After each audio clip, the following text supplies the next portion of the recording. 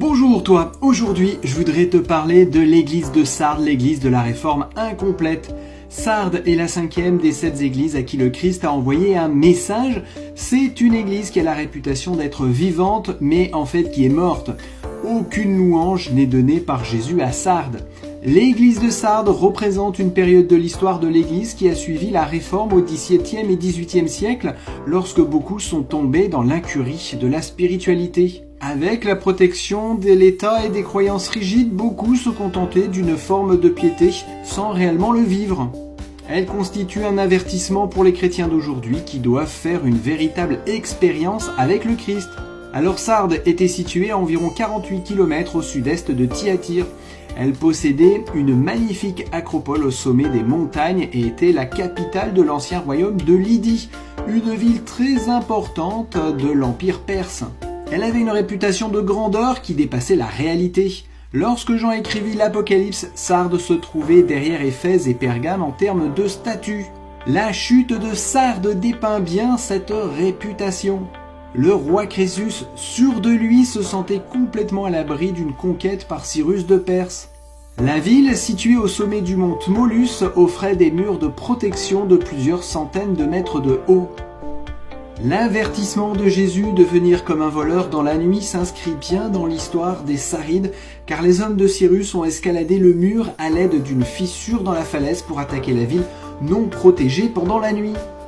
Jésus a dit « Je connais tes œuvres et je connais ton nom, tu es vivant, mais tu es mort ». La forte réprimande est similaire aux dénonciations cinglantes que le Christ a faites aux chefs religieux de son époque.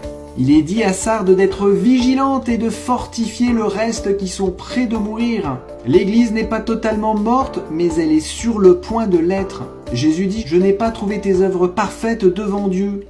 La vie qu'ils ont vécue ne correspondait pas aux paroles qu'ils ont professées.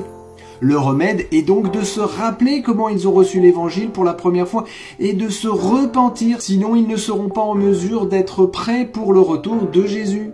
S'ils y répondent, ils marcheront avec le Christ en blanc, ceux qui représentent la pureté de la vie et de la doctrine.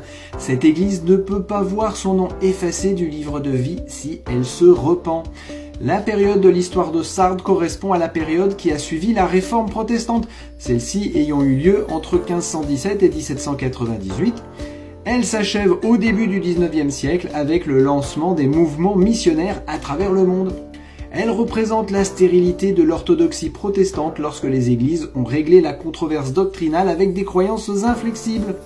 Les églises nationales ont été créées et protégées par les gouvernements. C'est aussi une époque où les découvertes scientifiques ont fait de grands progrès.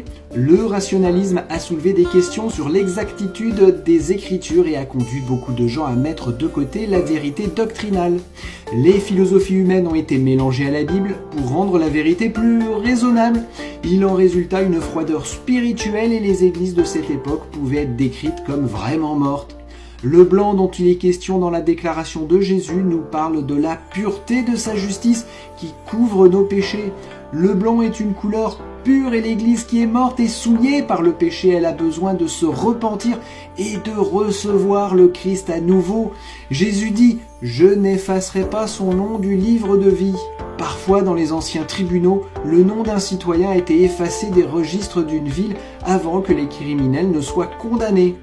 De la même manière, nous pouvons perdre notre citoyenneté au ciel si nous ne nous repentons pas et si nous ne retournons pas à Dieu. Comme dans l'ancienne Sardes, nous avons la réputation d'avoir l'air bien en tant que chrétiens, mais à l'intérieur, nous sommes morts. Est-ce que nous fréquentons des églises qui sont bien respectées dans la communauté, mais qui n'ont pas de vie spirituelle à l'intérieur ? Les enseignements auxquels nous nous accrochons sont-ils clairement fondés sur la parole de Dieu ou les philosophies de l'humanité ont-elles dilué les vérités de la Bible ? Jésus dit « Repens-toi, tiens-t'en à ce qui est bon, mais observe bien, sinon tu risques de mourir complètement et de voir ton nom retiré du livre de vie.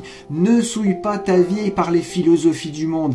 Marche avec moi et tu seras revêtu de ma justice. Je confesserai ton nom devant mon Père et ses anges. » Écoutons ce que l'Esprit Saint dit à l'église de Sardes et mettons-le en œuvre dans notre vie. À bientôt et que Dieu te bénisse abondamment.